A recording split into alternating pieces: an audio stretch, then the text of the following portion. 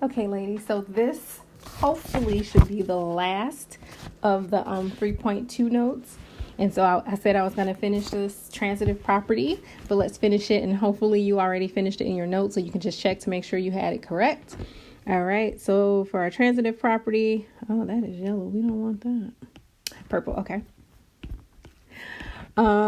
Let X, Y, and Z be integers. And then suppose X equals Y mod M and X equals, no, not X. Thank you for correcting me. Y equals Z mod M, right? Okay. So what do we want to show? This is a transitive property, right? So we want to show that X equals Z mod M. All right. Which means that M divides X minus Z. Right, and that means that by the definition of divides, the X minus Z is equal to M times P for some P belonging to the integers. And again, always remember, I never check your show part, so you can put as much or as little in the show part. That's just to help you throughout your progress. Okay, well, since the show part isn't part of our proof, we go from that suppose line to the that means. Well, that would mean what? M divides X minus Y. And then M divides Y minus Z, right? Okay. Well, what does that mean by definition? All right. That means that X minus Y equals M times R, let's say. Let's do MR, Mr. And Y minus Z equals MS, Miss. Wow, that's cool. All right. So Mr. Miss.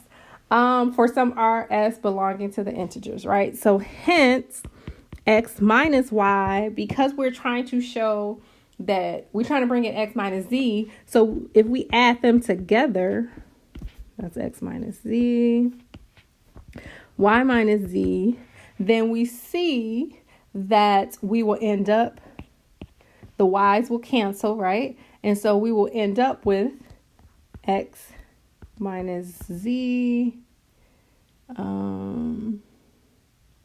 Why do I have something? Oh, wait a minute. Hold up.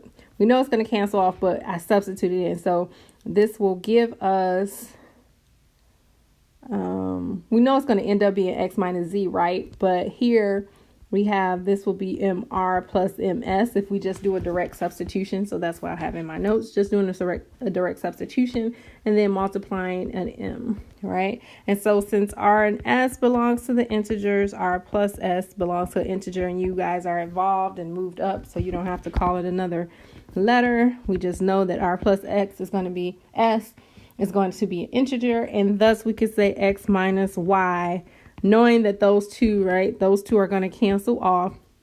So X minus, somebody just corrected me. Thank you for correcting me. X minus Z mod M. Okay. And so that congruency M is transitive on the integers. Okay. And so therefore, the congruency M is an equivalence relation on Z. Okay. So let's put our concluding statement. Therefore, that congruence is an equivalence relation on Z. Okay, very good. Okay, so today in class, you guys were practicing with proofs. You did a really good job, and equivalence classes. So the set of equivalence classes, sorry, I'm gonna write it underneath here. So classes for the relation, the congruent relation is denoted by Z sub M, okay? And the set Z sub 3 represents all equivalence classes mod 3. Okay, for X belonging to the integers, the equivalence class of X is the set Y belonging to Z such that X is congruent mod 3 to Y, okay? And so if we look at it or think about it, then the equivalence class of 0, okay, would be, it's going to be infinite, and it would start from -3, 0, 3, 6, right? And this pattern here, and we can also denote it as the equivalence class 0, 3. Okay, sub 3 in that notation. Okay. What about 1? What will be equivalent to 1 in mod 3? Okay. Well, 4 will be, right? So 4 is congruent to 1 mod 3, right? Again, remembering the definition, that means 3 divides 4 minus 1. Excuse me. So that's going to be 3. What else? 7, right? 7 is equivalent to 1 mod 3, right? Because 3 divides 7 minus 1, which is going to be 6. What about any negative values? What? Negative 2, maybe. Let's see. Does that work? So does 3 divide negative 2 minus 1? It sure does. Look at that. So in fact, the equivalence classes of that 1 mod 3 is going to be ... That's going to be infinite 2, negative 2, 1, 4, 7, ...